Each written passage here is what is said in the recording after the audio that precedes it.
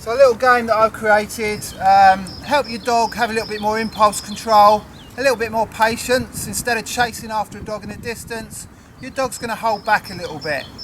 So it's a game that I call Chuck the Cheese. It doesn't need to be cheese, it can be high value food, or it could even be your dog's kibble if your dog works for your kibble.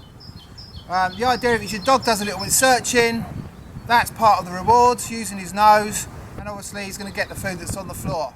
So initially the way we start this game, show the dog a treat, I'm just going to toss it on the floor and allow him to go out and get it. No problem there. And again, show him the treat and just toss it not too far, allow him to go out and search for it. So we do that about 5 times just to get the dog into the game. If you wanted to progress that a little bit, you would toss it a little bit further. Maybe you toss it into longer grass so your dog is actually using his nose. Once he understands that part of the game, then we start building the impulse control. So I'm going to get the food. Come here, Molly, come here. What you're going to do is just hold your dog's collar and toss. Now your dog generally wants to pull for the food. You can feel a little bit of tension on the collar. As soon as the dog relaxes that tension, okay, and you allow your dog out to go and search for the treats.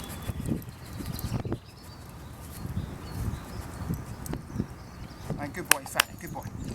So that was part of the reward, is the scenting. Come here, Mark. So once again, hold the collar, toss the food. Generally your dog, particularly if he's young and he's got no impulse control, he's going to want to get that food. Gently hold the collar. As soon as you feel it relax, give him the cue, okay, and a little arm action.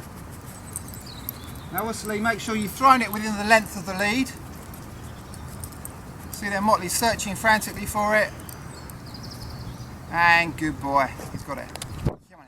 So we've built up a little bit of impulse control now, which is useful. It's a good platform. Now what we're going to do, Motley come, is get a little bit of behaviour before we send the dog out. So apart from the dog being relaxed, we want them to check in with us. So again, I'm going to toss the food out. I'm just waiting for some eye contact. Good. As soon as he looks at me, I'm sending him out. So I'm encouraging my dog to give me eye contact before he gets the reward. So once you've got general impulse control, you can start getting behaviours on top of it.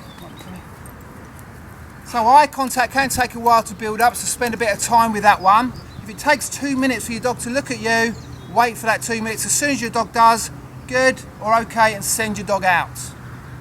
We're going to do it again. This time I'm going to get a further little bit of behaviour beforehand. So I'm going to toss the treat out. He's going to give me eye contact. Down. So I'm getting it down first, good, and I send him out. So I've built on that eye contact. I've requested a behaviour that he's pretty good at anyway, but why not get it? Or if the dog's not particularly strong at behaviour, you can build it on as well. This makes for a fabulous reward. I just allow your dog to search. There's no point in me interrupting him at this point. Good boy, and he's got it. Well done. What a touch. Touch. That's better. Good boy. Okay.